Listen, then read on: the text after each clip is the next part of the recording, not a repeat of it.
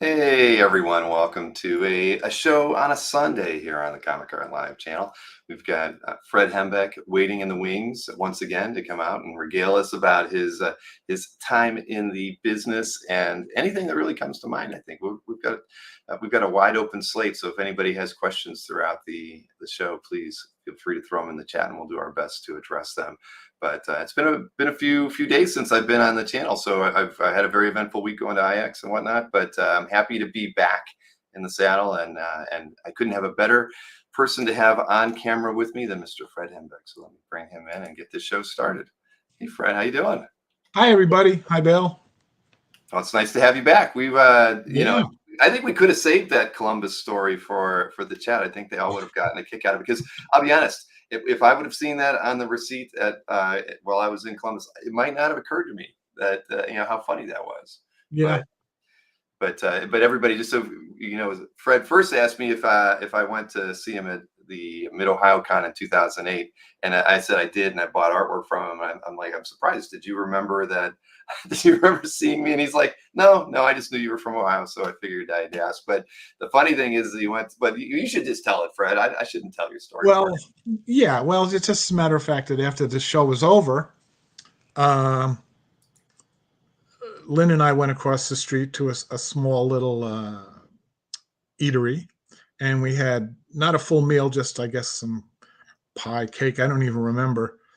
And when the bill came, it was printed up, and it said the location. It was Columbus, and right underneath it said the price of the material the food we bought, and it said Columbus, $14.92.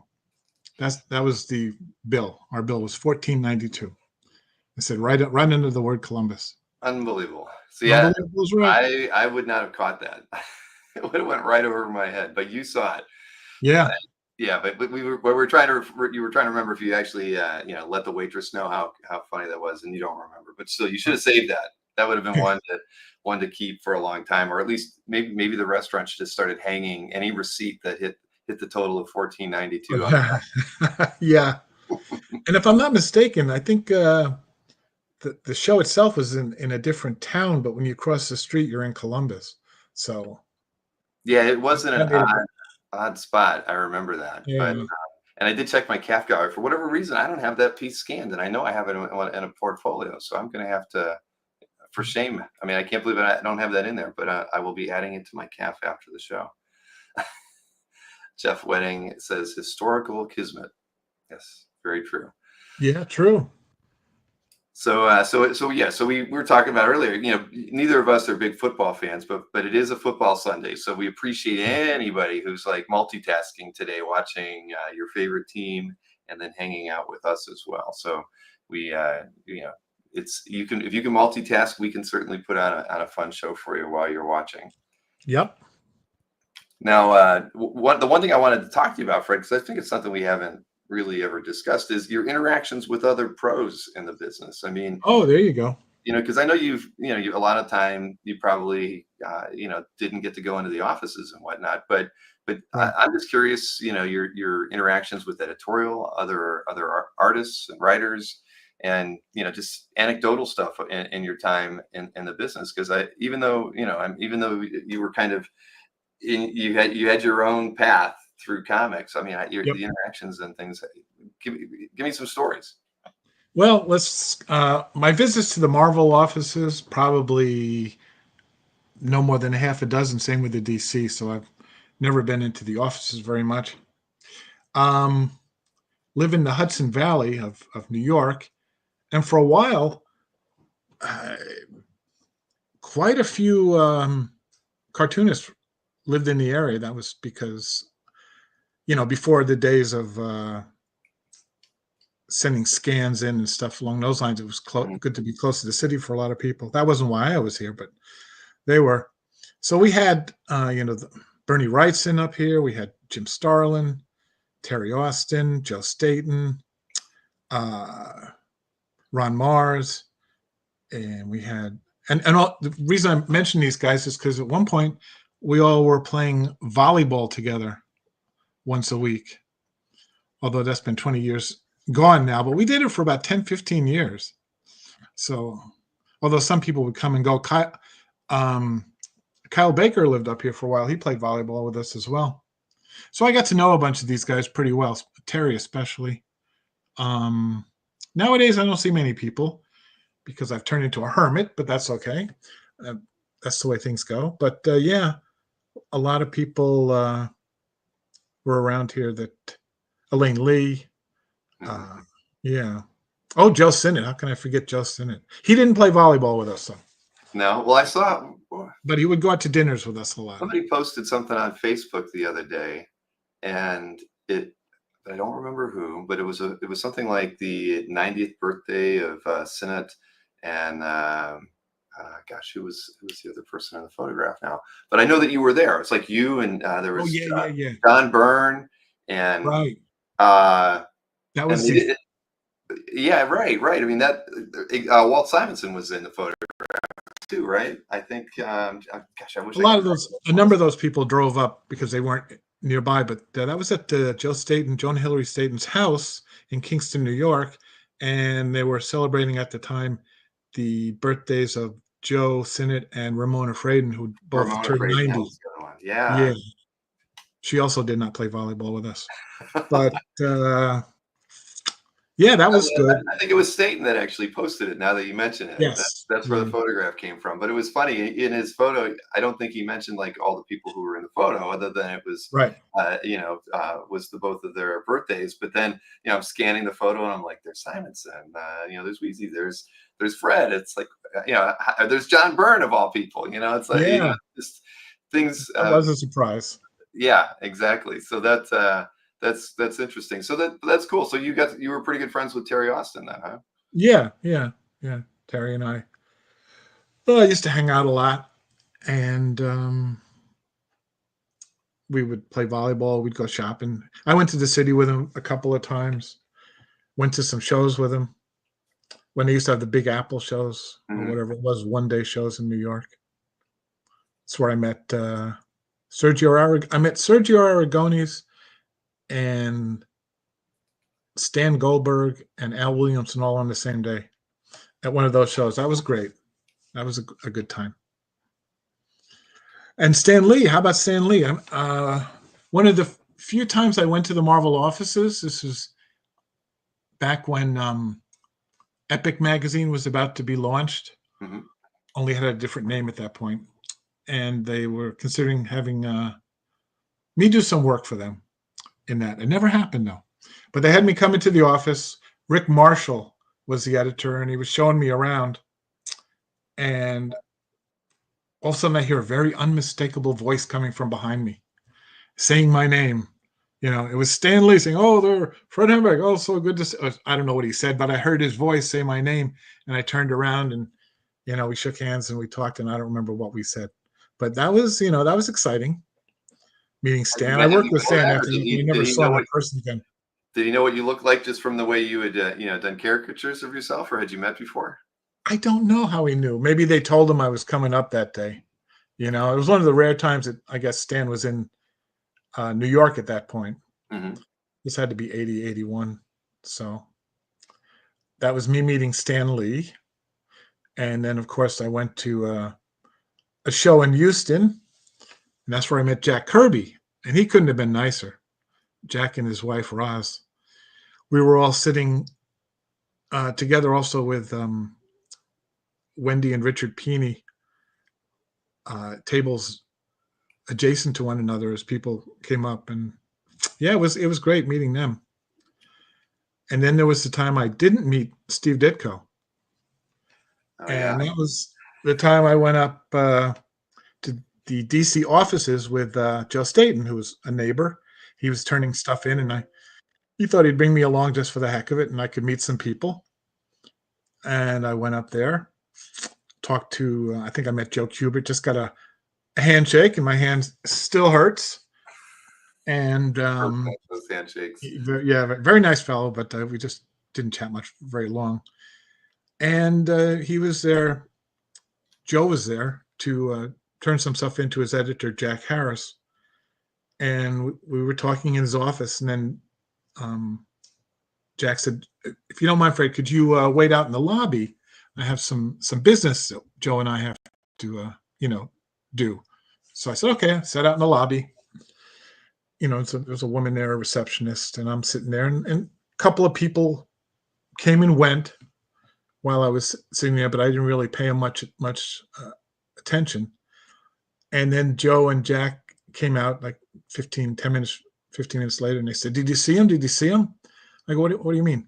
"Steve Ditko. He just came in and delivered some stuff, and then he left again." Oh man, nope. That was the time I almost met, didn't actually meet, but didn't realize I saw Steve Ditko. He walked right by you. Walked right by me, God. in and out.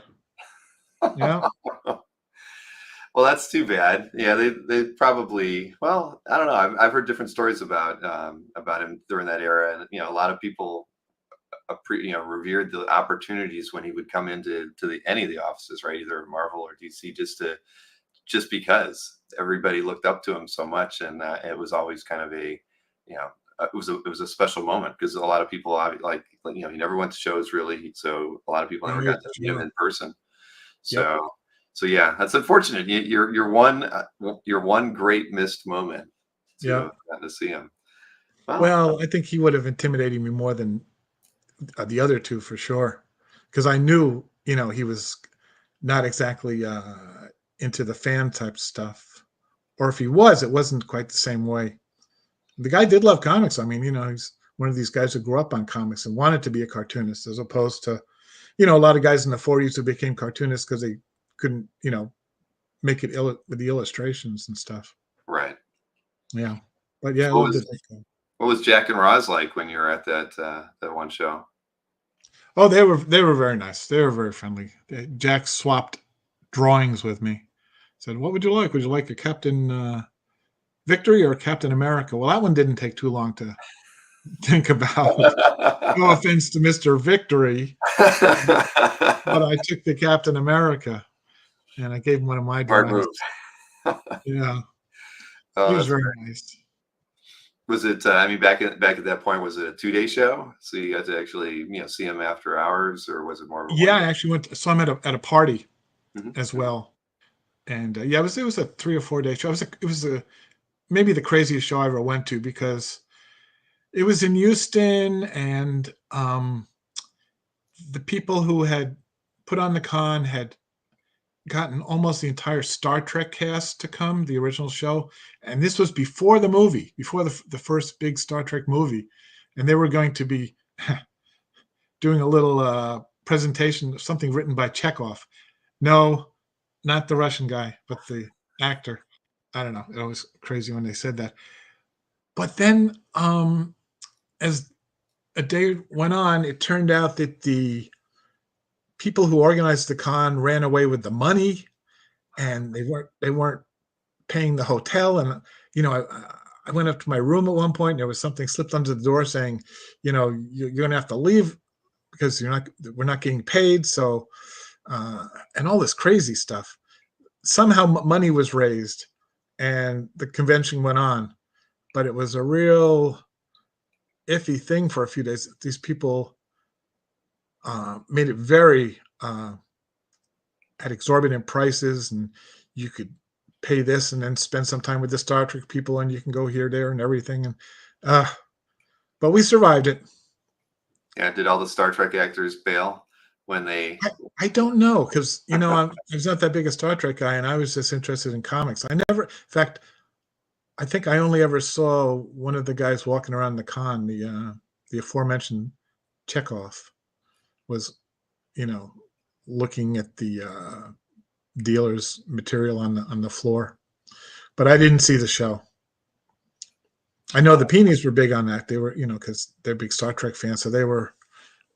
I would hear about because the Peonies also lived in this area, although not quite close enough to play volleyball. But So they might have if they were nearby. yeah, maybe Oh man, well that's a horrible story, but I'm glad it had a happy ending. Because I it mean, did. a 4 day show and you're kicked out after day one. Yeah. I mean, back then, did you drive to a show like that? I mean, you were still in New York, I imagine. Right? No, we flew. That was a flying one. Yeah. Yeah, that's a Yep. long trip. So, well, hey, I can't say that I've heard a story quite like that before. So Yeah. now that I'm in the business myself, I guess I'll yeah, well, that'll never happen with us. But I saw Corey asked if we've talked you into going to OAX yet. We haven't worked that out yet, Corey. So it won't be this year, but sometime in the future. Fred knows that he has a an open invitation whenever he's available for he and his wife to join us at OAX. So won't be Yeah. 2025, but it will be some point in the future. I can guarantee you that. He knows where his fans are. Yes. Yeah. Yeah. Hi, guys. You're all here, or are you all watching football? I don't know. I'm probably doing both. So Jeff Wedding, I wanted to know what inspired you to create Kids Baffo's Last Stand. I was on, and that's funny. I was on your website earlier trying to look through just some off the wall material that you've done over the years, and he mentions maybe a comic art fans imprint should be created. So yeah, tell us about Kids. Yeah, that was something I really wanted to do. I wanted to submit it to. Do you remember Tundra? I do, yeah. Yeah, that was my. I'm going to submit this to Tundra. They'll go for this. And I actually have about 300 pages of this story done um, on 8.5 by 11 typewriter sheets, and those I turned into about, I guess, about 60 pages that are on the website. My original thought was I'm going to keep adding to this, and eventually it'll all be done. See, the actual story isn't done. I used to remember how it was supposed to end, but I don't remember anymore. This was like done, like, I guess, shortly after my daughter was born, and I had some time to work on this stuff. Yeah, it's the one that I spent too much time on, and it got away from me. But it was fun. It was my idea of like coming up a kid strip, because I love kids strip. Hmm. It comes right down to it. The ones, it's the Little Lulu by John Stanley. It's the Dennis the Menace by Fred Toole and Al Wiseman, and it's the Little Archie by Bob Bowling. Those are the things I really love. Probably those really still stand up for me more so than I can't really. I never quite enjoyed Sugar and Spike as much as a lot of people have, and not the Harvey stuff either. That's fun stuff for your kids. Those three I mentioned, those really stand up. So I was trying to come up with a strip that would be something along those lines, but it just got away from me. I kept come up with new jokes and new stuff, and yeah. Funny thing is, I was thinking about that the other night. I hadn't thought about that in years, and now no one ever asked me anything about it either. So, of course, the strip I did do for Marvel that I was Petey. That was a kid strip. That was the one about Peter Parker as before he became Spider-Man. And so this was kind of like me trying to go further with that on something of my own. But yeah, the Petey strip was a favorite of I mine. saw that linked on the site, but I didn't get to read that one. I'm going to check them out. Yeah, I think it's linked on the site. Yeah, Petey is. I don't know if the last story is on it. It had me do one a couple 15 years ago now, for something called Spider-Man Family, a big 80-page book. And I did a story about Petey meeting Brother Voodoo when he was a kid. And funny thing was, the other night, for some reason, I decided I'd read it again. And I read it and I said, hey, this is pretty good. I Still laughed. holds up for you? Yeah, it still holds up for me every so often. But I'll laugh at the stupidest things that I wrote, not the things I think most people would laugh at, just because I thought it was funny when I wrote it, and it's just stupid. Well, yeah. That's With the the way I number go. of fans you have, I think they don't think it's stupid. They think it's Yeah, funny. but stupid good though. You Stupid. know, All right. there's stupid clever and there's stupid. I prefer stupid clever. I saw Big Phil was in the audience. He said he's got your omnibus and he loves your Brother Voodoo rendition. And ironically enough, we have a like a commission Yes. style piece of Brother Voodoo, and we have that published Marvel Age spread that's got a Brother. Yeah, yes, Brother Voodoo Two. weekend. Yeah, Yeah, it is. two. Yeah, Yep. right. He's got that's the first. I don't think we've even had one appearance by Brother Voodoo in any of the art that we've bringing to the show before. Now we've got two. Yeah, I don't think so. No. Yeah, Wes, it's a question you can't answer, but we'll pose it to you anyway. Why, Wes Okay. wants to know, how many cover recreations do you estimate you've done over your career? Well, I can guesstimate, you know, so Mhm. you can't be precise though. Uh Several hundred at least, maybe. Yeah, I don't know. At least 100, Oh, I'd have to probably a think bit more more. than that, right? I mean, you had that little period where you were doing some of those for eBay, and you've done uh, Yep. smaller ones on sketch card size stuff. I mean, Yeah. Oh it's yeah. And it wasn't even got to be thinking at of it. least 300. We're gonna go there. Yeah. Okay. We'll go with 300. Yeah. Where was the other? I saw a question here that's oh, this was a we should have asked this earlier, but EC wanted to know what was the original name for Epic magazine before it became Epic. Was it Odyssey? See, I don't know. I I don't only know. remember it as Epic after it came out. Yeah. It might not be Odyssey. I might have been thinking of something else. Yeah. They changed the name before it came out. I don't know. They changed the editor quickly afterwards, too. That happens. And then Josh wanted to know any info about that cat painting over your right shoulder. Um,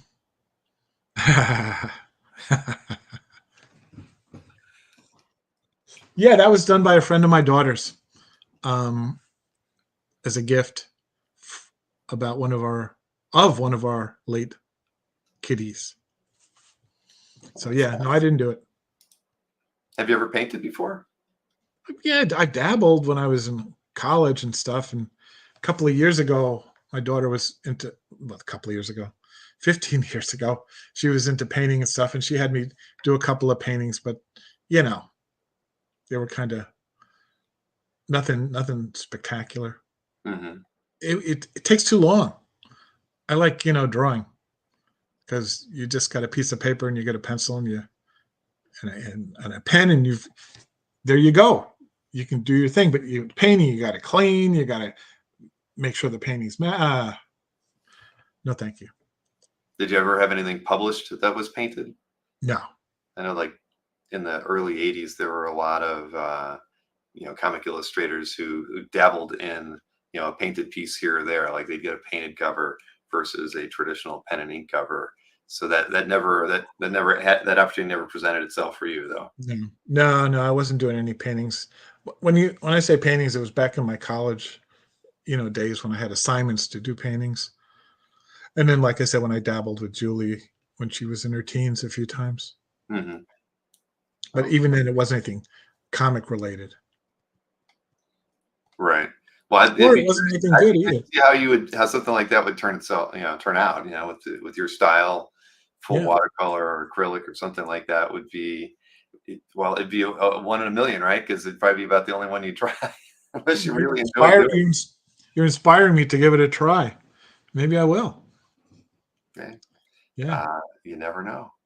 So, let me see here. I know I missed a couple of questions that I meant to highlight and didn't, so I'll probably scroll through here and miss them. But that's cool though. I mean, the last show, when was the last show? You're not going to tell me it was the Mid Ohio show for you though, right? No, I did two big ones after that. The three big ones, which were that was followed by Baltimore, and then followed by Boston. I believe Boston was the last year that they were selling that show too. It seems like when I do a show, they sell it the next year. That happened with the Ohio Con too. I Well, think Baltimore's still you pack going the though. crowd in so well, it skews their numbers, so they have to, like, it's the right time to sell it. Maybe you're right. Maybe that's it. Yeah, but oddly enough, they haven't invited me back, but that's okay. No, my last actual show was they have one day shows in Albany, which is a 2 hour drive for me, which I'd been going to with Joe Staten, who's an hour away. I would pick him up on the way up, and also Paul Abrams, who lived in Kingston, where Joe lives, and we'd go up there. But the last one I went to was before the pandemic, in I guess October of 2019. Yeah, right. They've started it up again, but I'm kind of just not going. I get it. Well, we hope to Yeah, have you at ours first, but that yeah, yeah. remains to be seen. My triumphant return will be down in Florida, which is where Florida was my very first convention too, that I was a guest at, Orlando Con. Jim Oh yeah. Ivey. I think we might have mentioned this in the past, but yeah, I met Wayne Boring there, Oh wow. and Mike Zeck, and that was a show in which Bob Kane was scheduled to appear, but did not because it was the Jewish holidays, and he said he wasn't coming. But people amongst the people there, they seemed to think that was merely an excuse because he was Bob Kane.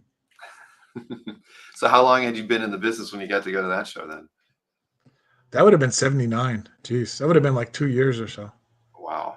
I mean, I assume even at that point though, people had to have been coming up. I mean, would you be sketching at a show like that in '79? Probably. I don't really remember, but probably. Yeah. Yeah. I was usually always sketching.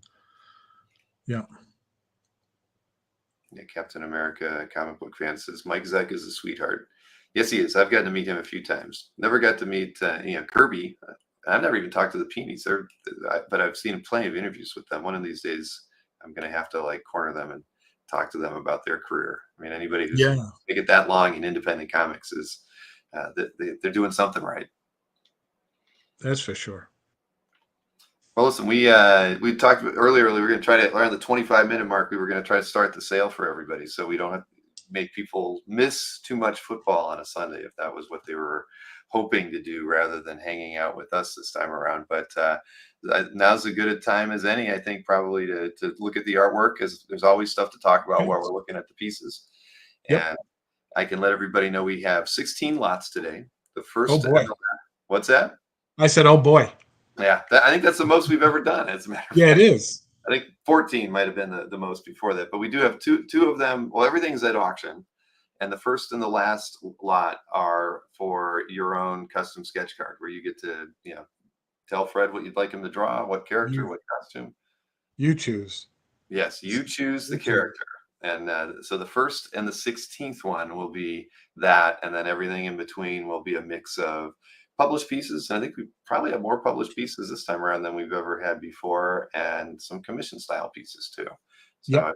previewed a lot of it, but I held some things back so people didn't get to see everything that we were going to be bringing to the show today. But I think most people probably saw some of it when I did an unboxing, Fred, of the artwork one day, so people kind of get to appreciate the artwork and see it while I'm actually seeing it for the first time too. And appreciate my packaging. That is true. I've Mom. everybody loved the fact that you had drawn, a high bill on part of the packaging this time around. Oh, I didn't realize it was going to be on camera. Yeah, yes, it was. And that is in my comic art fans gallery too. So That's funny. yeah, no, we got to keep it fun. Everybody enjoys Sure. it. Brian Bailey says our choice equals dangerous. Well, there's probably limitations to some of the things that Fred would draw. He probably has the right to say, I'm not going to draw Yeah, that if it's too that's crazy. But true. Marcus Fair enough. wants to, yeah, as you should. But I imagine it hasn't happened too often where you've been asked to do a convention sketch or something where you were like, nah, I can't do it, or don't want to do it. Right, right. Where was that? Somebody asked you about Judge Dredd, I think. Where was that? Was I don't see it, but I know somebody asked about it. You've done some Judge I've Dredd done Judge Dredd. before. Yeah. I mean, it's not easy, and he looks a little. I have to draw parts of him larger, so he kind of looks like a stumpy little guy instead of, being the right proportions. But I've managed to Judge Dredd. Judge Cool. Dredd is tough, and Jack of Hearts is tough. With all the little details, and Of and course. also the English characters, Union Jack, the Marvel character from Invaders, and the Captain Britain costumes, because they have all the white and the red and the stripes, and you have to get the little on a large piece of paper. They're not that hard to draw, but to draw them on a card, Hmm. those are among the more difficult ones. Yeah, no, that totally makes sense drawing that small. So I saw Marcus, who just recently posted a cover recreation of yours. It was one of the Burn FF covers. forget the one. I know it was when it was a like an anniversary issue, I think, with the Oh, with all the characters. yeah, with all the characters on Yeah, it. I think you had drawn Kirby and maybe Stan and in the Stan background. Lee. Yeah, Yeah, yeah, that yeah. was picked up by Marcus at some point in the past. So we don't have any cover recreations today, Marcus.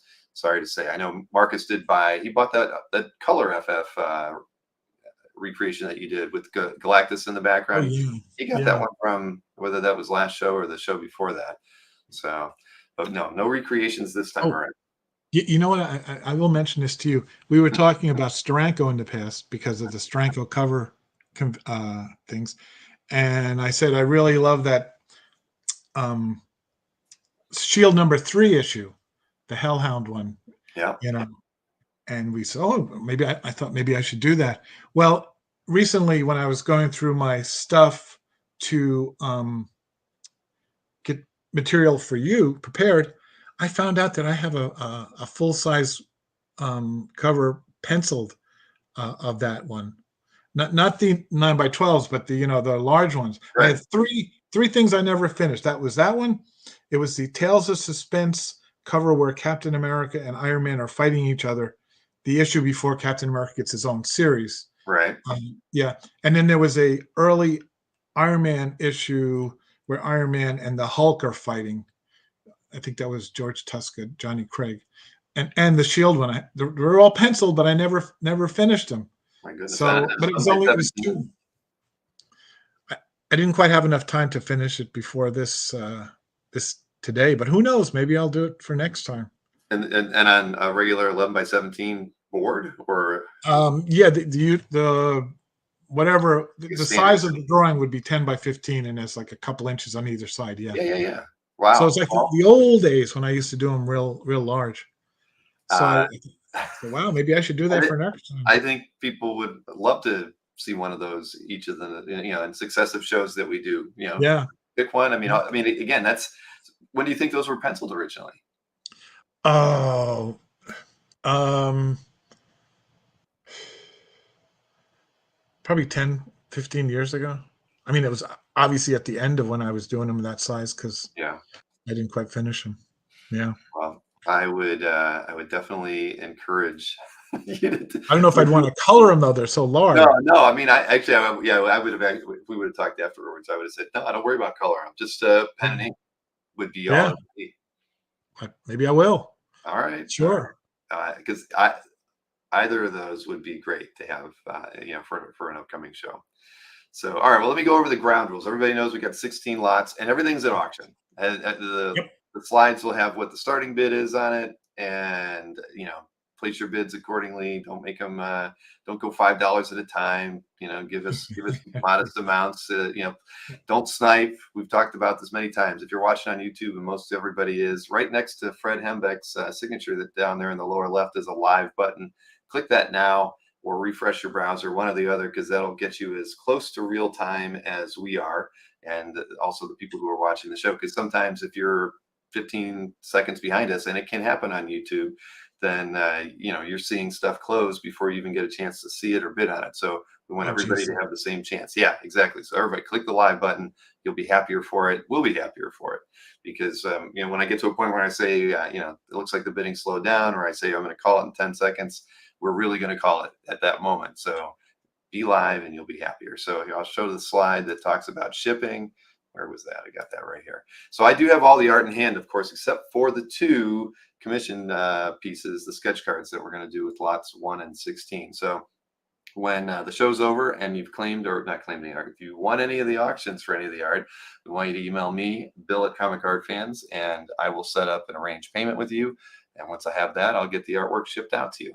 We prefer payment via Zelle or Venmo, personal check, anything that we can do to avoid a fee. If you need to use PayPal, we do charge 4% US and 5.5% international, but I'll work with you. I prefer not to charge fees. So we'll try to find a way around that whenever we can.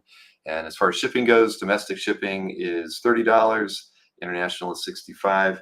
And I always remember, like typically, Fred, when I do your stuff, I actually probably drop it a little bit because a lot of your stuff is 9 by 12. So we'll just say that's close to $30.65. International is probably Right. always going to be about the same, but typically the smaller pieces, even with masonite around them, I can ship for more like 25, sometimes 20, depending how close you are to us. So I ship everything very well packed in masonite, so the art arrives safe and sound. The only I don't use as many layers as Fred does when he ships his stuff, but close. Fred, maybe I should start adopting your packing methods, and just to give everybody that extra flavor of a Fred Hembeck original, because everybody talks about how you ship your art. It's like what Okay. cereal box might be, part of the part of the thing that you put in there to keep everything from getting bent or something. I know that, Right. that everybody enjoys that part of it. But yeah, so there you have it. So I don't think we have any questions. What is, Captain America says you can set the playback speed. Well, that's I guess another way to do it. The live button is the way I've always heard about doing it. But there you go. So we can dive right into this. So like I said, we're going to start off. The first lot is an auction for your character of choice, and it's on a 2.5 by 3.5 inch sketch card, and they're pen and ink and colored. And if you're familiar, who's not familiar with Fred's work? If you've seen enough of it on Comic Art Fans, we certainly have. I mean, I think when we looked the last time, Fred, we Yeah. I think I counted around 2,700 artworks of your work on CAF right now, and I'd say probably 80% of those are sketch cards. It's just Wow. you've been Yeah. prolific these last 10, 15 years. Yeah. I showed you the pile last time of my copies. Yeah. That they tend to build up. They do. Yeah, but that's what's cool. I mean, when I look at that list, you see John Byrne, you see George Perez and Jack Kirby, but Fred Hembeck is in that top 50 list because of the amount of work you put in there. I forget who you were right behind. Uh, it might have been like Tim Sale, or actually I think it would have been Joe Sinnott, if I'm not mistaken. Oh Surprisingly, my. he might have been one ahead of you, and then I forget. Oh no, you know who it was? It was Mike Mignola. It was Sinnott, then Mignola, then you. So as far as having the most art on cap, so yeah, that's a Good good company. thing though. Yeah, it is. So Yep. Jeff Wedding has bid $100 for lot one. Thank you, Jeff. Jeff is Thank you, Jeff. one of the top collectors of Fred's sketch cards out there that Oh everyone is yeah. aware. For many years. Yeah, and he I don't know. I imagine, even though he has a lot of different characters that he likes. I know I think he's gotten a couple of these in the past, and usually focuses in on the Star Wars characters, right? Yep. Yep. I did some last time for him that I'd never drawn before, so that was kind of fun. Cool.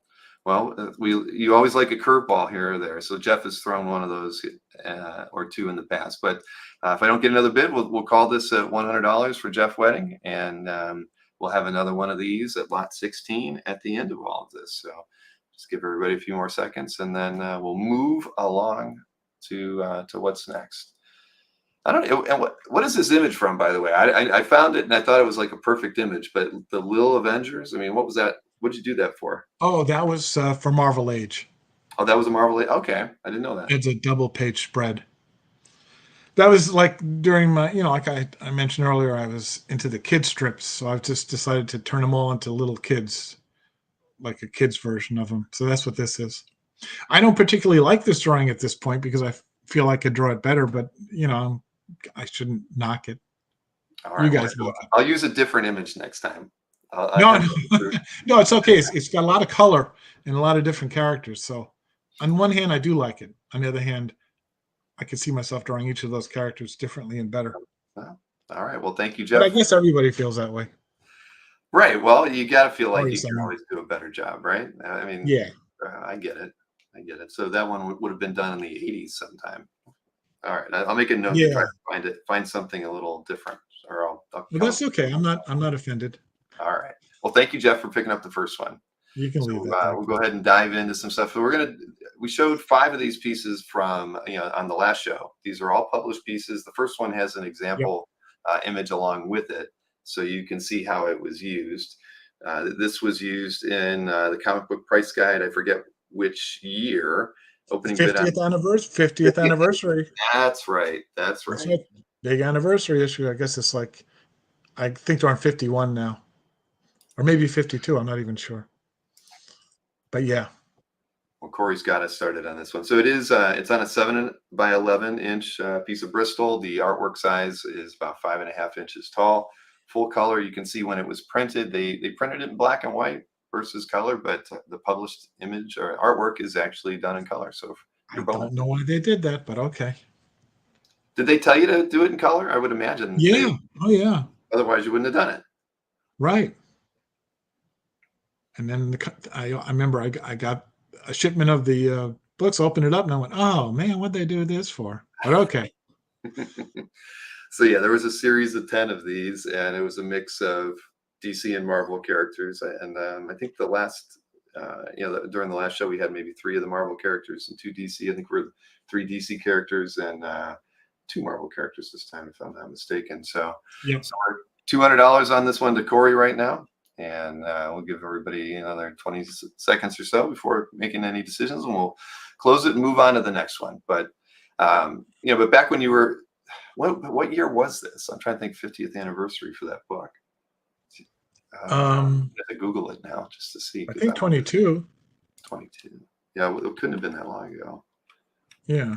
No, it's 2 years at most. Could have been 23. Yeah, I'm a slow typer. But all right, well, we haven't gotten another bid yet. So if we don't get another one, we're just going to close this one at $200 to Corey Rust. So thank you, Corey. We appreciate it. And I still can't find the right date for this thing, but I will find it. All right, because we've got a couple more pieces to look at from the same set. Let me hide Corey's comment here and go to the next piece, which is a Black Widow from the same price guide. So again, this was originally, I don't have a scan of that one, but it was done. It was printed in black and white, but done in full color. And yep, I've got it here. That does have a little bit of a yellow halo around her hair. It's not quite as pronounced as it is in there.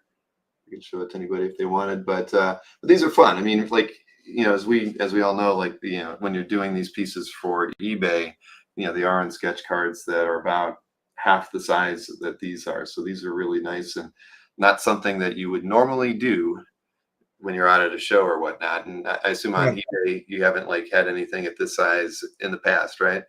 No, at least in the near past. No. No, we do not.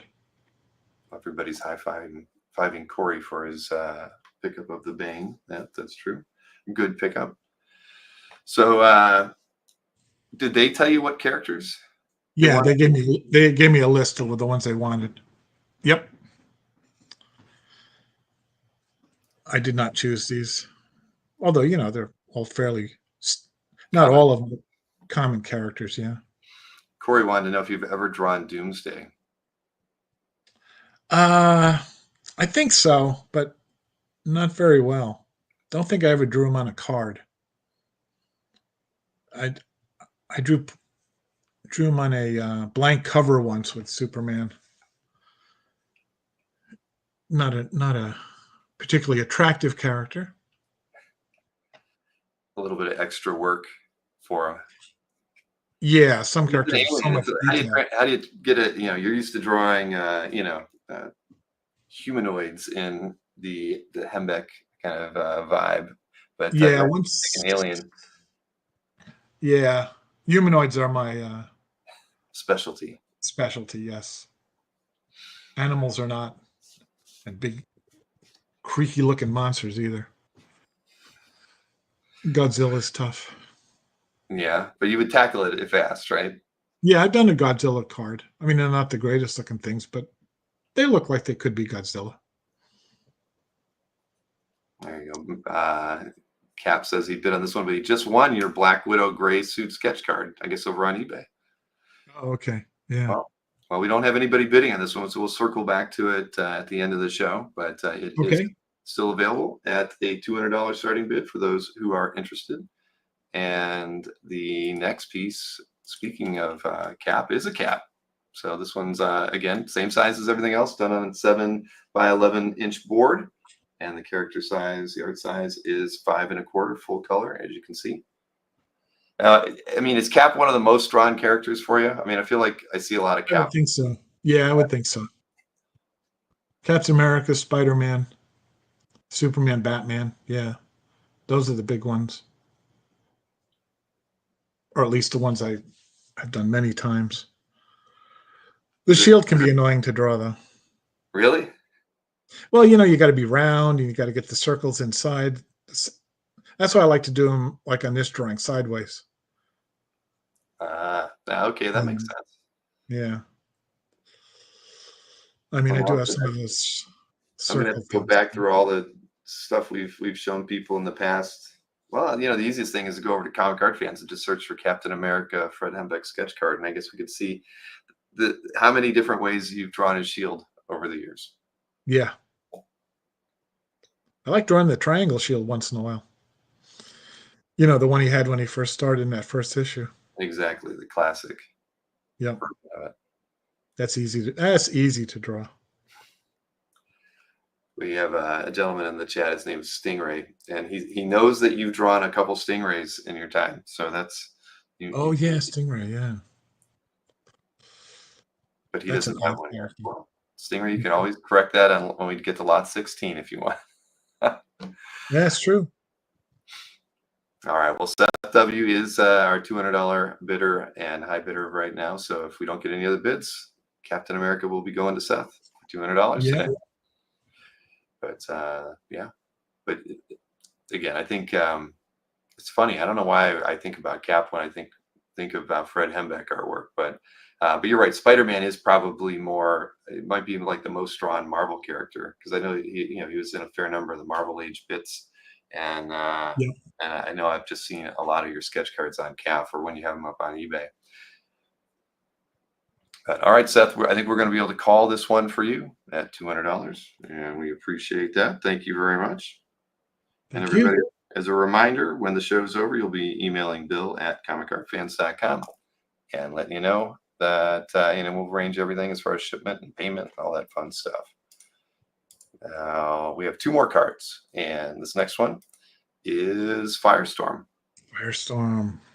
Now, again, same size as I've already mentioned. Starting bid on this one's $200. Now, have you done Firestorm a bit? I mean, I feel like I've seen it. There's a fair Yep. number of those on CAF, but no? Yep. Or you have? Yeah. Oh yeah. That's a little intricate with the circles on his chest and everything. But if you draw him straight on, it's easy enough. Yeah. Firestorm. I like drawing Firestorm. Yeah, his costume's not quite as complicated as the Jack of Hearts, but No. you got to get it right. Yeah, you do. You make one mistake and it's like, start over. Do a different one. Yeah, do you find that happens a lot? I mean, for you? I mean, I would assume Once in a while. yeah, Yeah. not too many pieces end up in the wastebasket. No. They don't actually, because I have a whole pile of them over there. Ones that colored something wrong or smudged something, or yeah, it happens. Happened the other Save day 'em? too. You might recycle them at some point, huh? No. Maybe someday I'll have like buy 50 cards for $10. Error cards. See who I, wants those things. I think you'd probably have a buyer. Yeah, I Something like think I that.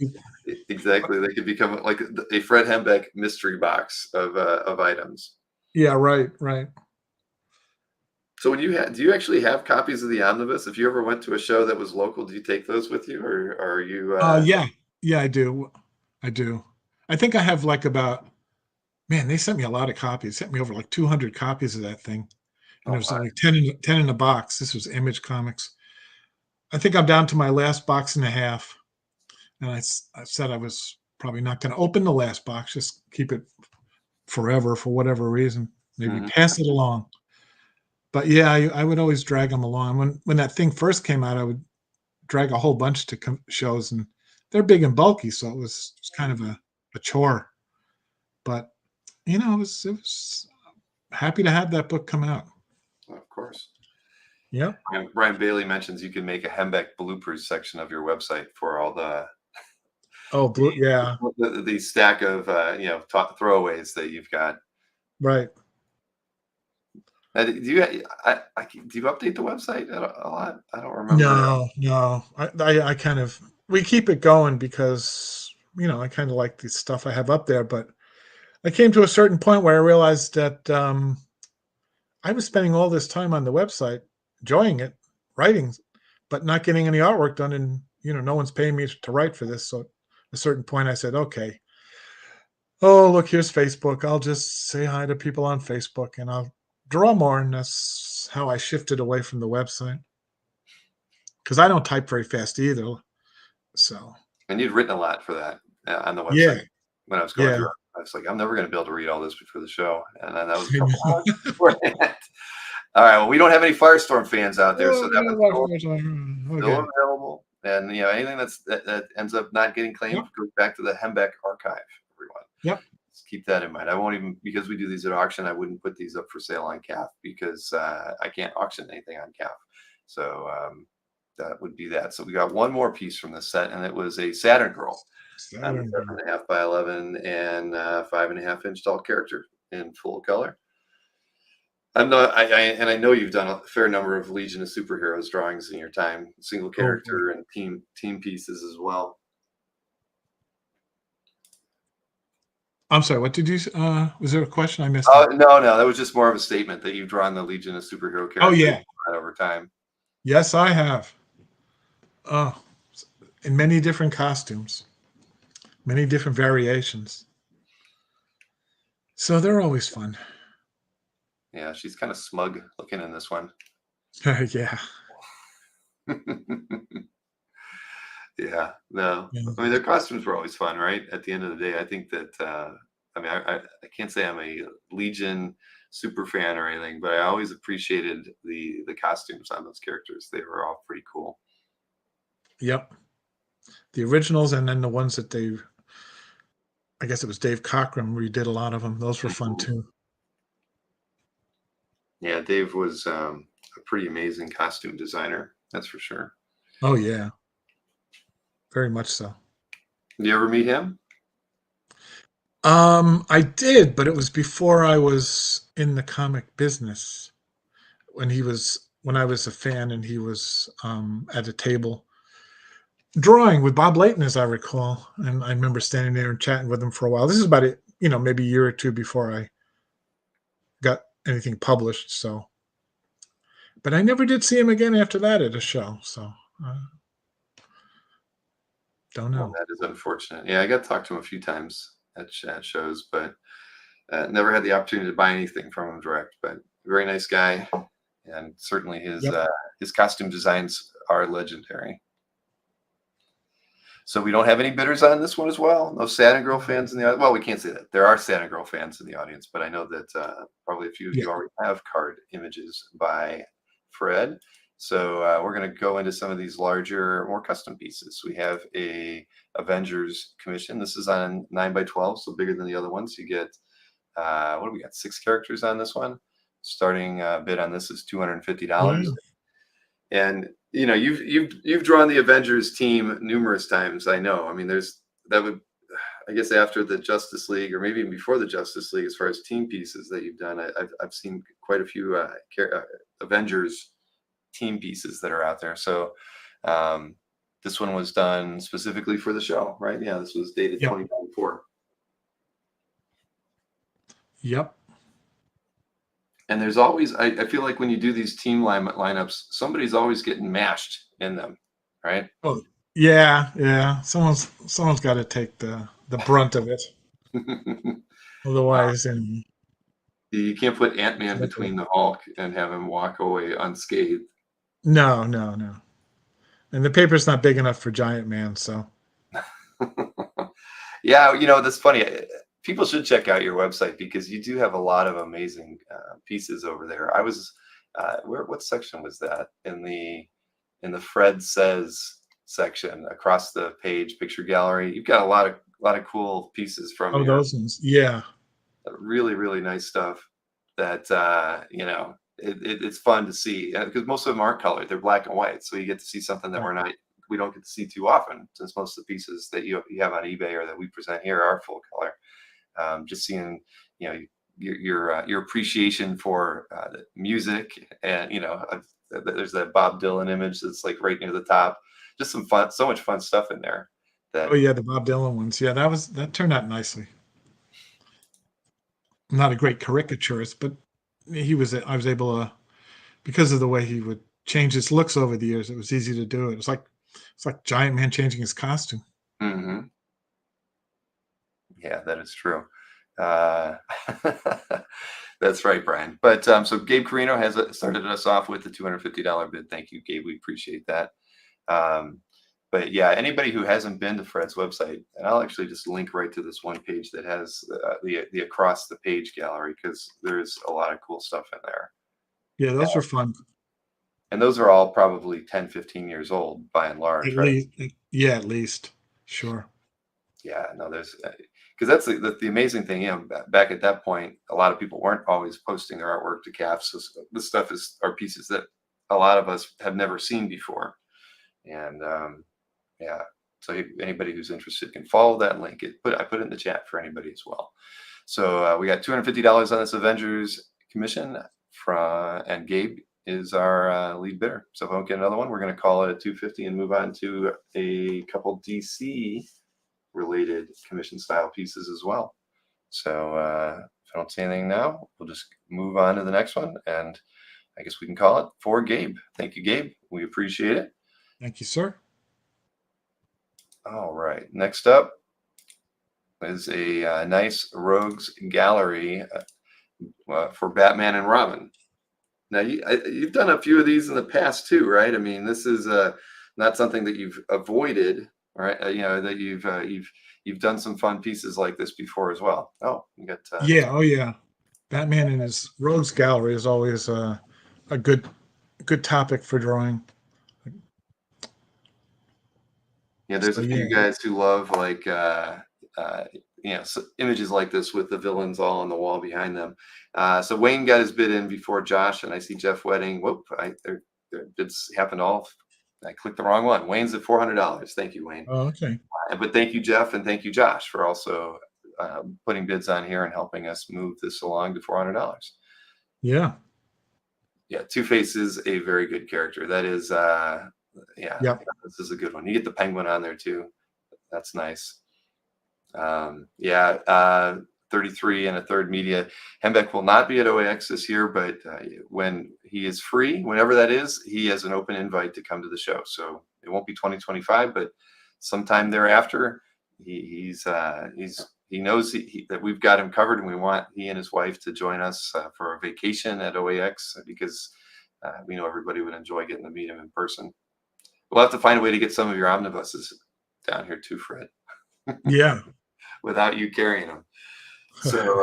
So Wayne is our top bidder at $400. Thank you, Wayne. If anybody's interested in throwing a bid in there to get it any higher than this one, we would encourage you doing it now. Sniping is not a good thing to do around here. It's always best to throw a bid in and make it take. That way we can Oh, we not looked up a disappoint little. anybody. Yeah. Okay. So there we have Josh in, and okay, Wayne's up to 500. And Wayne said omnibuses would be cool. Okay, we're going to keep that in mind, Wayne. When we can get Fred to come down to the show, we will guarantee at least one of those boxes of 10 comes with you, Fred, one way or another. Okay. You'd have to wrap them in a lot of cereal boxes to get them to come down unscathed, though. So that's what we'll Oh, figure. no. We'll figure something out. We get the bubble wrap app for those.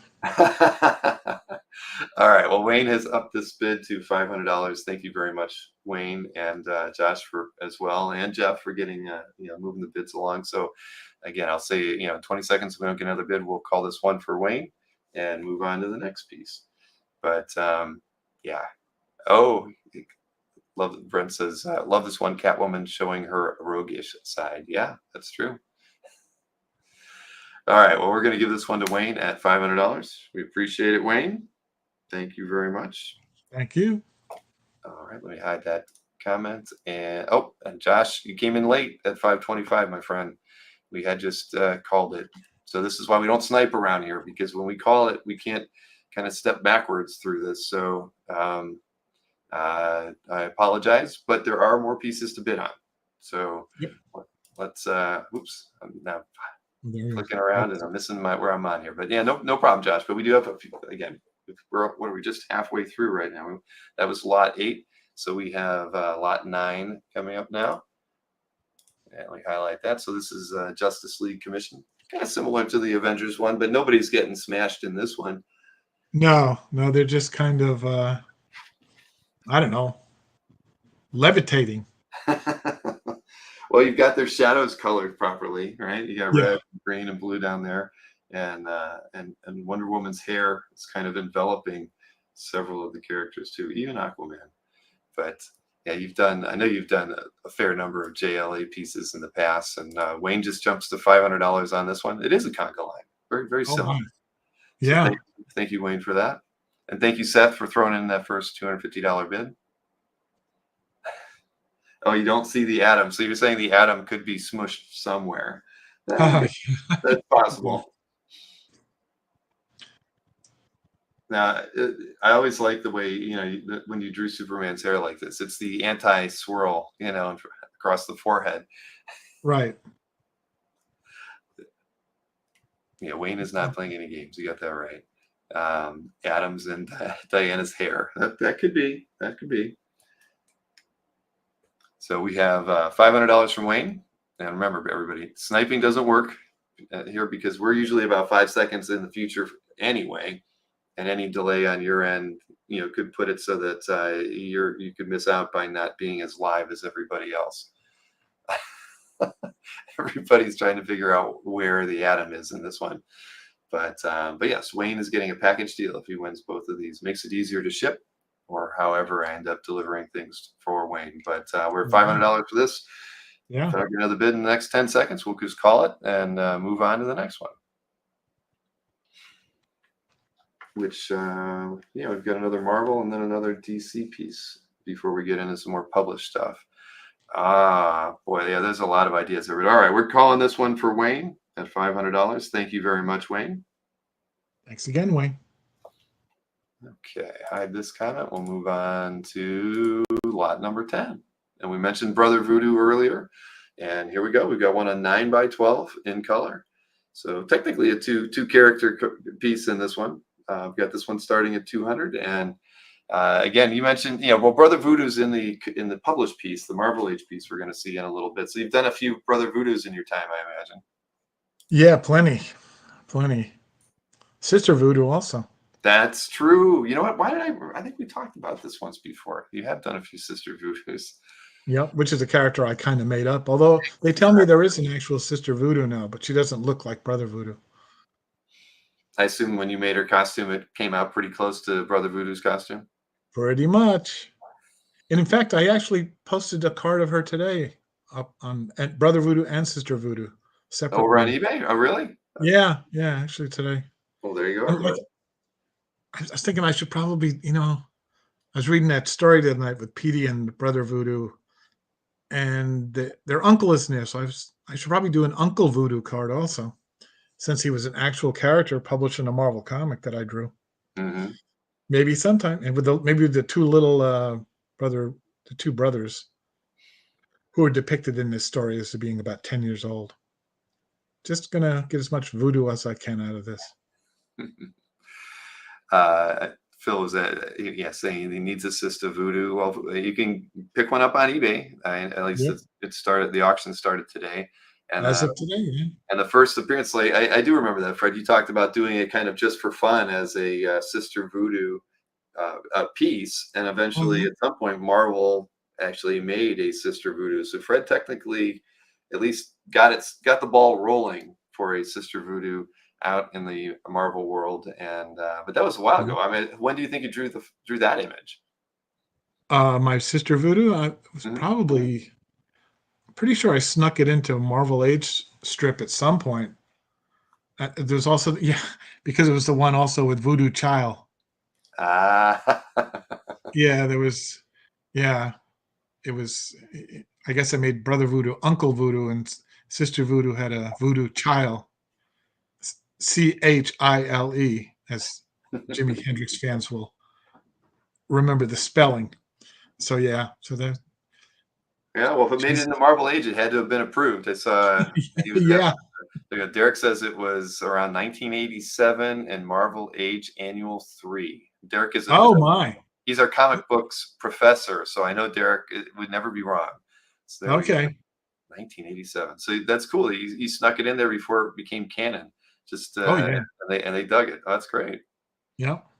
All right. Well, we have a $200 bid from Jeff Wedding on this one. If we don't get another bid, we're just going to close it and move on to the final commission style piece that we have tonight. Tonight. Oh, See, yeah. I'm so used to doing sales shows at night. It's afternoon Yeah. here on Sunday.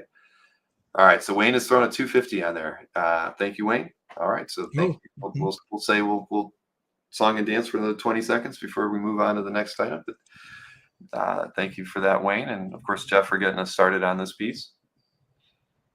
But again, if you're in the ballpark or in the need for a Sista Voodoo, they are on eBay right now. You just go to eBay and search on Fred Hembeck and Voodoo, and I'm sure it will come up in the list. All right, so Phil came in at 275, and Wayne countered that at 300. All right, thank you both for getting us Yeah. this number. We appreciate it. Sure. And like I mentioned, we do have a Brother Voodoo Spider-Man piece coming up that's published from Marvel Age in one of the, I think in a couple lots from now. So there will be another one available for anybody who may be interested in a published piece, which there aren't enough of those out there, Fred. So I know. can't wait to show that one off. All right. Well, I'm going to say 10 seconds and we close it. Jeff's got a brother and sister card. Voodoo Child may be his custom pick. Uh-oh. Haven't done a Voodoo Child card yet, though. Well, that'll be a first. Yeah. All right, we're going to call this one for Wayne. Thank you, Wayne. $300 for Brother Voodoo. All right. Now, this comment, we move on to the last commission style piece. We got this another DC piece. Kind of an homage from what was like a 3-story arc, I think, that began with Superman 141. But this is Superman's return to Krypton, and I remember the cover to that first issue. He's they don't, his mother and father don't recognize him, but he went on to have some crazy adventures after tripping through time. But this is a piece that I guess it's kind of a revisit, maybe of some other pieces that you've done that are similar to this one in the past. Yep. I took various panels from the story and made a montage, and there it is. And actually, this is a redo of a page I did for a book called Drawn to Greatness by Eddie Zeno. And it's about Wayne Boring and various other artists who worked on Superman. And he, asked me to write a little something about Wayne Boring, which I did about the time I met him at that convention in Orlando. And I did this drawing, and he has the drawing. But when I was going through my stuff, I looked, thinking about what could I come up with for the auction. I saw my copy of this, said, "Oh, this is really nice. I would really like to give people out there an opportunity to, get a copy." So I did it again, and there it is. So if whoever buys it, if they want to get a copy of the book, look up. I think he wound up printing it. I think he wound up publishing it himself, but it's not unlike a lot of those books that Tomorrow's publishes. It's a very nice book, and this is in there. Drawn to Greatness by Eddie Zeno. So I'm making a note myself.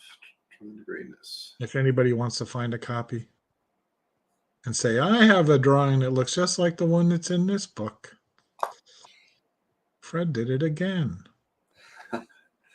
That's very, very nice. When I run out of ideas, I do an old one again. Well, you're always allowed to homage yourself, right? So I'm homaging Wayne Boring, and now I'm homaging myself, homaging Wayne Boring. So it's like a loop. Yes, indeed. Yeah. Well, Wayne's our top bidder at 350. If anybody was thinking about raising that bid, you should do so now or forever hold your peace. We'll move on to some published stuff before we wrap things up here today. But everybody's having a good time in the chat. And we have 75 people watching right now. If you haven't hit that thumbs up, please do. As you know, if you hit the thumbs up while the show's live, it kind of helps push it around and bring in some outside people who may not be familiar with these sorts of sales shows that we do or interviews on the Comic Art Live channel. So we always appreciate people who are watching to hit the thumbs up and share the show whenever you can. It's always is good for all of us here, and the more people in the chat makes the show a lot more fun. So get that number up there. I know we won't hit 75, but you can get it up to over 50 or maybe even 60 while we're doing this. All right, so we're going to call this one for Wayne at 350. Thank you, Wayne. That is most appreciated. Let me hide that one right there. That was lot 11. Now we move on to the Marvel Age piece that I've got a few different slides to show so everybody can see it in all its wonderment and glory. But it is on 11 by 14, right? Is it 11 by 14? Yeah, it's 11 by 14. Let me double check that. Now I'm doubting myself. It looks a little bit larger than that. Let's see. No, 11 by, yep, it's 11 by 14, and the image size is about probably like 9 by 12, right? Somewhere around in there. But this thing is it's awesome to see. Again, it is a DPS, and I've got a color both sides of the color here. I can show this one too. So this was you as a host. You're hosting your own talk show, Fred. Yes, I am. Hanging out with Spider-Man and then bringing in a special guest because I guess there was a RoboCop comic coming out from Marvel right around that same time. Yep. Yeah, they and so the gag was you introduce RoboCop, he comes out, and it turns out it's Brother Voodoo of all people. Yeah. who wanted his own book, I think, as the story goes, right? He was a little upset that Spider-Man has 3 books, and he could have mentioned the X-Men, who probably had about 10 books out at that time. But yeah, no room for Brother Voodoo. Yeah. I should have reread this. I didn't reread this one. Oh no, I went through it. It was good. You get Mr. Fix-It coming in at the end to haul him away. Oh, hey, yeah. Felix is in here as well. So Scott Wingo had us up to 1250. Felix Comic Art has dropped in at 1500. Thank you, Felix. We appreciate that. Scott Wingo back in at 1750. And like I mentioned earlier, everybody, there just isn't enough published artwork out there of yours, Fred. And you've kept a lot of it.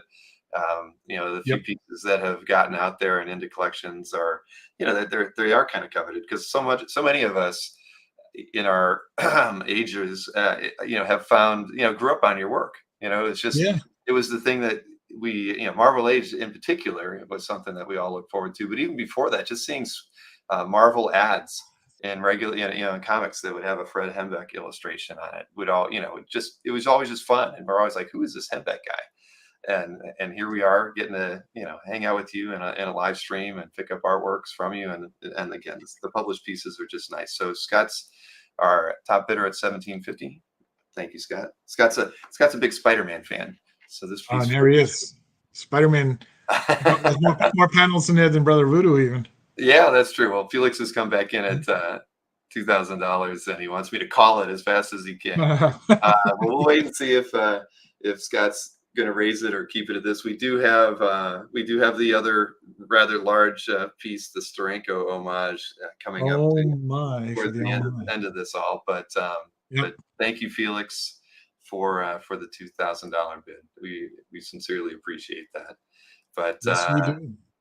Okay, if I don't see another bid coming in from Scott. So if we don't get one in the next couple seconds, we'll just call this one for Felix and move on. We appreciate you both and having your interest in this one. So and the good thing is you do have a few more of these out there. We usually have at least one piece kind of from the Marvel Age era, during each of these art drops that we do. So all right, we're calling it for Felix. Thank you, Felix, picking this one up for $2,000. It's a great piece. You're going to be very happy with it. Yep. All right. And I didn't even show the bigger one. See, here's like I actually did it even slightly large. But anyway, so that's as big as it gets. So now we've got two published covers coming up, and then the Steranko piece and one more commission style piece. So we'll go ahead right over Okay. to lot 13. Now this is something you did for Dynamite, right? Yeah. Sovereigns number 5 cover. It's on 9x12, and the art's a little bit smaller than that on the board. We're starting an opening bid on this one at $400. Coloring's not so bad on this one. A And little you bit. get the comic book too. Don't forget. Oh, that is true. I did not write that down on here. A signed copy of Sovereigns 5 comes with this one. Yeah. So how did you get the gig? I mean, had you worked with They, Dynamite prior no, to that? they just gave me just dropped me an email and said, "Would you be willing to do an alternate cover for us?" I said, "Yeah, sure. I like doing covers because it's just one big drawing, and I actually like this one quite a bit more than some of the other ones I've done." But yeah, Chris Garuso, I believe that's how you pronounce his name. He did the coloring on this. Oh, Of nice. Oh, Chris little, is, yeah, exactly. No, I love Chris's work. Oh, yeah, me too. I just met him, and we were at a convention and stuff. And so when they asked me who I'd like to have colored, I suggested, "Why don't you get a hold of him?" And he did a really nice job. I'm writing that down too. So, okay, cool. Well, I don't know if anybody's familiar with the book. I can't say that I read it, but it's No, a great image. And Guy Russo, that's how he, yeah. Well, we were close, EC. I think we were close anyway. So, all right. Well, listen, if we don't get a bid on this one, we'll save it and we'll show it at the end of everything in the recap, as we say. So, right? okay. Well, Rich Donnelly has gone in and bid $400. Thank you, Rich. We Oh appreciate yeah, it. okay. Again, how many published Hembeck covers are out in the wild? I mean, honestly, there are not many. That's for sure. Thank you, Rich. So we appreciate that. So we'll go ahead and just say if we don't get another bid in the next 20 seconds, we'll move on to the next piece, which is a very fun piece as well. So that's a great thing about my job, everybody, is I get to see the art and handle it, and for just a little while until it goes off to you guys. So it feels like I get to feel like I own it for just a short week or two. But Yep. yeah, these are great pieces. Caretaking. All right, we're calling this one for Rich. Thank you, Rich Donnelly. Thank you, Rich. All right, that is lot 13 going to Rich. Fantastic. All right, now let's see. Next piece. I like this one. This is lot 14. You have to tell me. I know you wrote Jim and I a bit about this Avengefuls Assemble cover. It's on 11 by Yeah. 14. Obviously, and it's an homage as well. But tell me about this particular job and how it Oh, came this about. well. First of all, you also get a free copy of the comic. Yes. Yes, get that comic. Um, Rich Johnston of Bleeding Cool.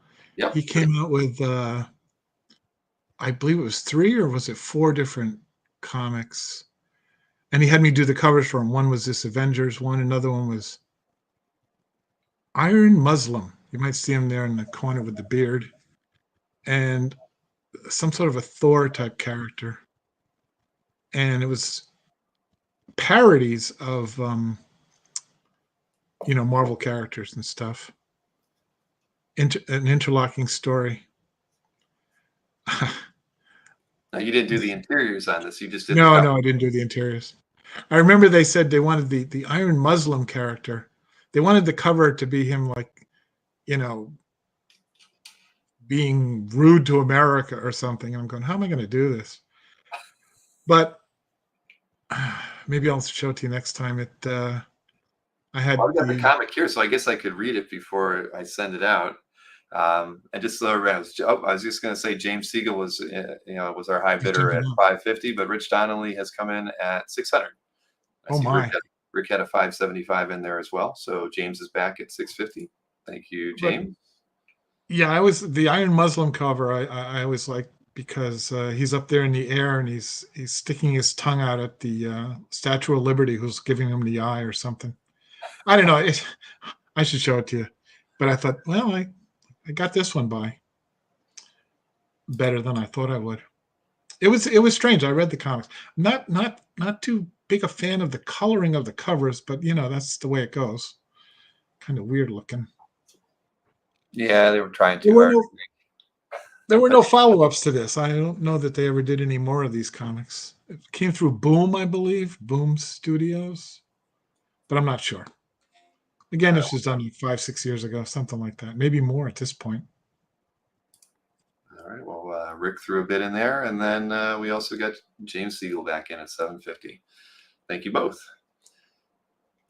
But I will read this before I mail it out, Fred. So, Okay. Okay. So if We have anybody no wants, obligation to do so. yep. And you get another Black Widow on here. We had a Black Widow earlier, but I guess Yeah, this isn't Black Widow. It's somebody else. But somebody else. I don't remember who she was called at that point. Yeah. all right. Well, if we don't see another bid in the next 10 seconds on our side of things, we'll go ahead and call this one for James, and then move on to the big piece of the night or the afternoon. See, I'm still stuck in as if it's the evening. I shouldn't be. I'm standing in front of a window with the shade drawn. I mean, I'm practically blinded. Yeah. All right. Well, the bidding has gone up to 850. So Oh, still just like working. between Rick and James. So just again, guys, it's best not to snipe, because when we call it, we have to call it. So we'd rather, if you want to raise the bid, raise it quickly, and that Yep. way everybody wins. At the end of the day, we don't want to have anybody walk away feeling like they didn't get the chance to own a piece of art they really wanted. So I'm waiting up. So Rick's back in at 875. Now the piece we're showing next is the largest piece we got. All right, James is in at 950. James is making a statement now. Oh So, my. all right, James and Rick, thank you as well. We know Rick is also a Captain America fan, so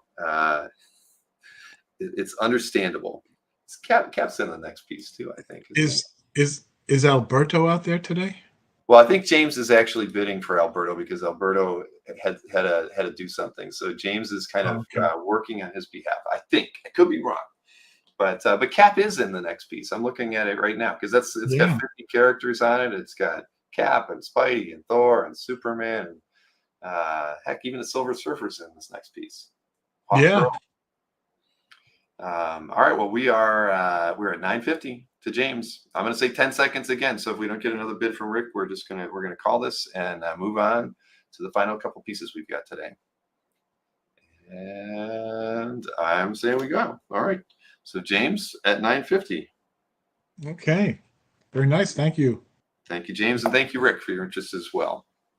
Okay, I'll hide that comment. So now we can move on to the big piece of the show. I'm gonna show I gotta show the slide so that everybody knows the opening bid on this piece. We sold the other piece the same way, same opening bid. Yep. We're starting at $4,000 on it, and it's completely worth it. You'll never see anything like this by Fred again. And Nope. No way. and it's funny. Had I known, I actually saw Stranko yesterday. He was Oh my. in Eastern PA when I was at IX. He lives near Reading, Pennsylvania, and he actually was there. I've seen him there a couple times, but I've been there a dozen times. I've only seen him there twice, but he likes to show up and talk with a lot of the artists just to talk shop. So he just kind of shows up, and you know how he is. He makes his presence known when he's talking. But at any rate, Yeah. this is the second and final piece we have from the history of comics. This is a recreation from the second book, and again, it's huge. It's 24 by 19. I didn't count the characters. Maybe Marcus wants to count the characters on it, but it's got at least 50 characters on it. Some of the characters I'm not even probably. Well, I can't say I've read comics with all of these characters in it, but again, this Right. is published. It was published in the Buyer's Guide. Right. Yep. And it also is in the omnibus. And in the omnibus. Exactly. So Marcus thinks there's 420 characters on this. I can't say that there's 420 characters on this. I don't believe that. But yes, I'd say at least 50. Yeah, at least 50. But yeah, we're starting this at 4,000. That's the price to pry it from Fred's hands, or it goes back into the Hembeck archive, like we mentioned earlier. You get the thing on it, smoking a cigar. Gosh, now I'm gonna have to zoom in on it. Iron Man's still in there. Yep. Ibis the Invincible. Yep, that's true too. I see. Well, good Thor, Nick Fury. The Golden Age Daredevil, right? He's in there too. Right. Yeah, I know a little. a lot of these characters are from the Golden Age. There we go. We got a bid. Yeah, thank you, EC There you Harris. We go. appreciate Yeah. that.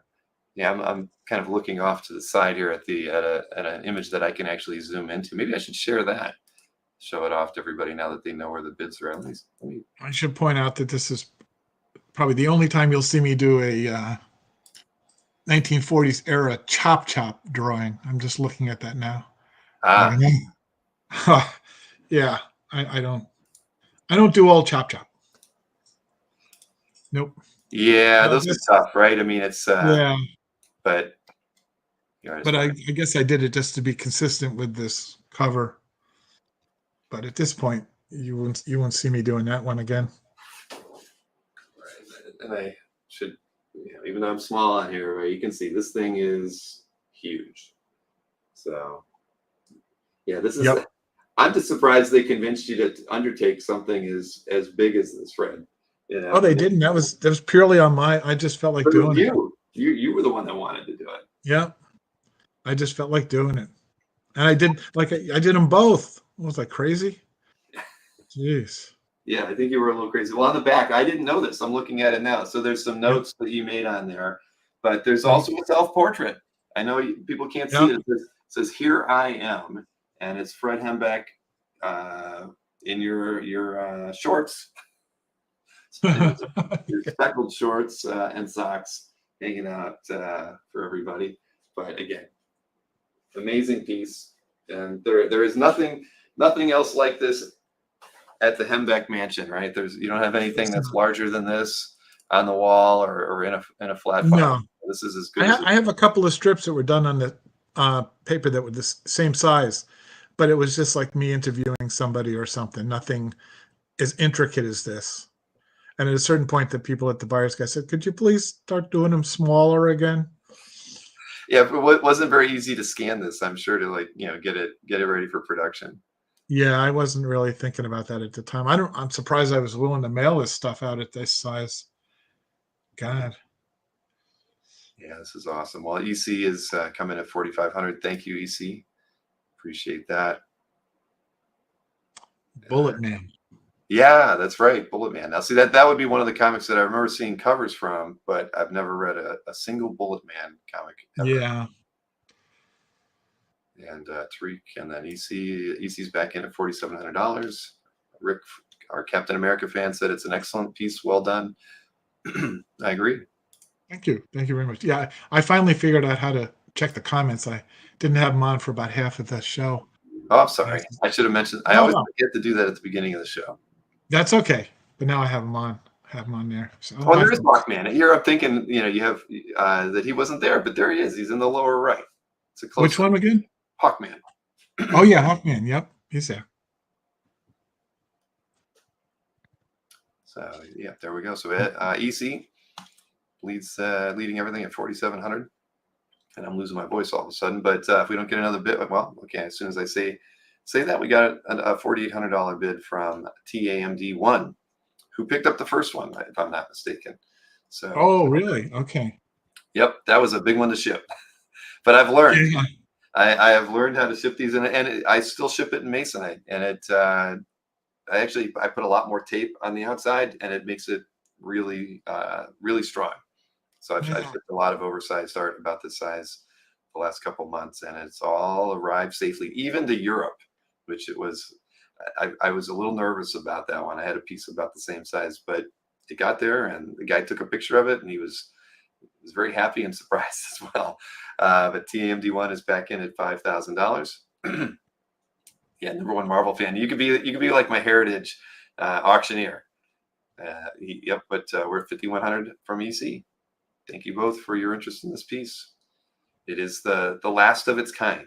You'll definitely not see another one of these. No, you will not.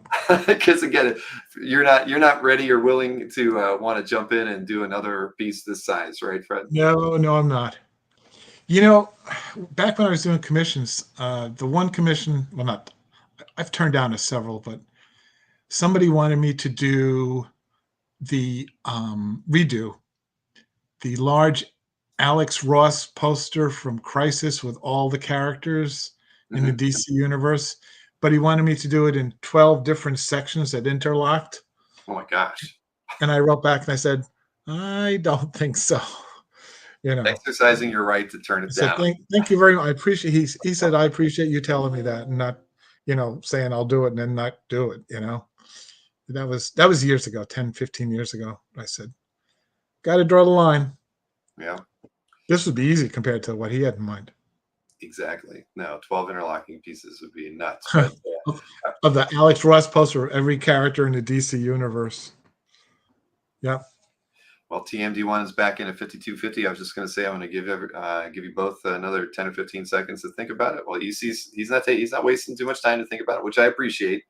If Me you're too. in, let's stay in. That way, no one leaves disappointed, except for those who can't pick it up. Felix is Yeah. encouraging everyone to stay in on this because again, it is spectacular. And that's what's cool. Fred, one of the joys for me is just getting to see some of these pieces come out of your personal archive and again and seeing the way you ship them to me. But it is well, okay, we had TMD put one in there, and then we have EC back in at 5600. Thank you both. You could have Yes. Thank named. you very much. Yes, exactly. Well, we're rooting for both the gentlemen, whoever chooses to get it. Yes, and I got to actually see it and handle it. But it's true though. I mean, one of the joys of getting to do these shows is getting to see the art in person. Well, CAF is Comic Art Fans is great because we get to see people's scans of the artwork, but it doesn't. It's not the same as actually getting to handle it. I'm envious of many of the reps out there and agents who work with artists who get to handle a lot of the art, like Felix, for instance. I mean, he's handling art all the time, so it's just amazing. It's part of it's part of the joy is that tactile ability to hold the art and really appreciate it for what it is. And TMD1 and EC are still going at it here. Thank you both. $5,800 now to EC. So you Yep. never know what we'll get next, but we might get another Marvel Age piece or something from the buyer's guide because I'm sure you still have a few of those out there, or maybe one of those pencil pieces you haven't finished yet that you mentioned from Yeah. on a limb by I 17. think I will finish them. Yeah. You know what I haven't put up for bid at this point? I have at one point I did several covers in which I call them switcheroos, where I would do an Ant-Man cover with the Atom in it and an Atom cover with the Ant-Man in it and change the logos, but otherwise, and the characters, but otherwise do the covers, the way they were originally. And I always felt that if I sold those, I'd have to sell them, two at a time. Mm-hmm. I have Yeah, a that makes sense. Spider-Man and a Blue Beetle that I did, and a Superman and a Spider-Man. Maybe someday I'll dig those out, but they'd have to be paired. All right, well, I'm saying 10 seconds. If we don't get another bid from TMD1, we are going to close this one out and give it to EC at $5,800 and there as soon as I say it. All right, Yep. $6,000 to TMD1. Thank you both. And back up to 6,100 to EC. There we Thank you, EC. Thank you again, both of you. We sincerely appreciate this. It's a beautiful piece, and clearly both of you love it as much as Fred and I do, and I'm sure everybody in the chat. So reading through that, but again, I'll say 10, 15 seconds, everybody. Okay, TMD1 is calling uncle and saying we are done. So thank you both. We can call this at Yes, $6,100. thank you both. EC, you're going to get a great piece, my friend. This is it is EC amazing. for me. EC for you. That's for as long as I've been reading EC's name in the chat, I've never thought of that. Or thought of the comic, Really? or how could I not? I don't know It's the how. first thing I thought of. Yeah. I usually miss things that are obvious all the Well, time. you caught the I the got that the one. the Columbus reference earlier, the 1492. That's true. But congrats, EC. Thank you, and I hope once you get this in hand, it winds its way back on the calf because everybody should have the pleasure of being able to see this thing all the time. It is amazing, and it might bring a smile to Stranko's face. You never know. I wish I would have thought of showing him a scan of it while I saw him. All right. Even Felix is congratulating everybody on a well-fought battle. All right. Fantastic. Well, there we have that. We can Yay. we can move on to. I gotta hide this thing too, don't I? All right. There we go. So last but not least is just a, oh, and gosh, it didn't even upload into the studio here. Why not? Let me see here. I made a slide for it. There it is. All right, so it'll load up here. So the last item, and then we'll recap everything. But the lot 16 is another commission slot. So again, another sketch card, a painted single character sketch card on 2.5 by 3.5. Opening bid is $50 on these. So obviously, Fred is a regular seller of his sketch cards on eBay, but here you get to actually choose the character that you would like him to do, and as long as he approves, he will definitely. James Siegel with his odd 64.32 bid. Well, Marcus has stepped in with 75. Very appropriate. Stingray in at 100, and we know probably which character he might be thinking of having Fred draw. But Yeah, there he uh, is. but yeah, it is. I think we all appreciate that you do these, Fred, because we didn't do these first couple shows. But just giving everybody the opportunity to pick up a custom sketch card is always nice. And Bob was in at 110, and Stingray's back in at 125. Thank you both, Bob and Stingray, for staying in on this one. Yeah, I get it, James. You got to count the pennies sometimes. All right, Bob's back in at 150. Thank you, Bob. Highlight that. And Stingray's back in at 175. Fantastic. Yeah, because have you ever done something like that on eBay when you have your auctions where they can pick their own card? Is it always it's a card? No, I never did. I never did that. Yeah, that might be something to try, but no. Well, yeah, you never know. I mean, Yeah, there try that. are artists that will auction off commission opportunities from time to time. I've heard of that. So we've got Stingray at 175 right now. Thank you, Stingray. We'll give Bob or anyone else a few another 10, 15 seconds to think about it before we move on to recap the few things that didn't sell today. Corey's trying to goad Marcus into bidding 200 so he can get a Stingray, just to make Stingray upset. We don't want to have that. Marcus would never do that to one of his fellow collectors. No, no, no. And Rick from Captain America Comic Book Fans mentions you should try them once or twice. You probably would do pretty well, because your audience on eBay is different than your audience here on the on the live stream here that we do on Comic Art Live. So you never know. It's worth a try, Fred. Yeah, it is. I think I will try that at some point. All right. Well, Bob's saying he would, that if he backed, he would do 150 for a third one if you were willing, because he's trying to fill out his Batman's Rogues gallery. So I guess he's saying that he won't go higher than 175, and Stingray would be our winning bidder on that. And if Fred, you were open up to a third one, Bob would be willing to take it at 150. I leave that totally up to you, Fred. Well, I'd be willing to do that. Okay. Yeah, I mean, if that's okay with you, I don't mind doing a third card. Well, everybody wins when that happens. So Stingray, you're going to get lot 16 at 175, and we sincerely appreciate that. And Bob McCann is going to get his choice of a Rogues Gallery Batman character, and we can call it. That works out both well for both. Yeah, I like that idea. Sure. Yep. Fantastic. All right. Well, thank you both for that. Now, let me see. I know I've got, what do I have? I've got 3 lots that we didn't get any bids on. So we can re-show these right now. And again, if we don't get any bids on these, I will not be posting these to CAF after the show. He's saying he would do 3.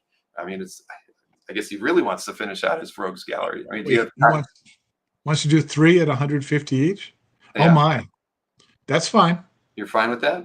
Okay. I mean, obviously these are, as Fred fits them in to get them into his schedule, but I'm sure you turn these around pretty quickly. All right. Yeah. Sorry, I misread you when I read that, Bob. But yeah, me too, to tell you the truth. I saw it too, but I didn't get it. Okay. Well, thank you, Bob. There you go. Well, you got it. 3 at 150. So, all right, now we can recap. Which things didn't sell? Lot 3. That was the Black Widow. So we had this one did not get any bids at $200. And again, if anything that doesn't sell, we'll be going back to Fred after the show. This was done on a 7.5 by 11. It is published. It was published in the 50th anniversary of the comic book price guide.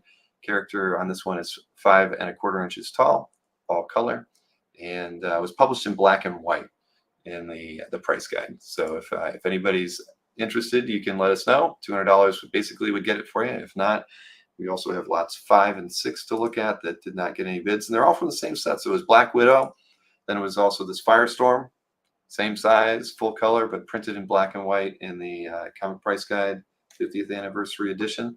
$200 would get this one as well, and then also a Satin Girl. So this is the same size again, all in full color and published. So you have that pedigree on them, but if there's no interest, these will go back to Fred, and maybe they wind up on eBay one of these days. So Maybe. but Yeah. and I would say I would add this though, because obviously I won't be putting this stuff anything back in the mail to Fred probably until about midweek. So if there's anybody who's watching the show after the fact, if you were interested in those pieces, you can email me, bill@comicardfans.com, and I'll let you know if they're still available, because I'm sure Fred would rather I don't send any art back to him. But you guys just let me know. But anyone who has purchased an art, who has claimed, has won an auction. I keep saying claimed because I'm used to that. Won an auction. I need you to email me, bill@comicardfans.com. We'll take care of arranging all the payment information and the shipping information, and get these artworks mailed out to you early in the week. You probably have it before Friday or Saturday. So we thank each and every one of you for participating today. It's Yes. always fun to see the art Thank- make its way to collectors' hands, right, Fred? Yes, definitely. Thanks, everybody. Thank you all. Yep.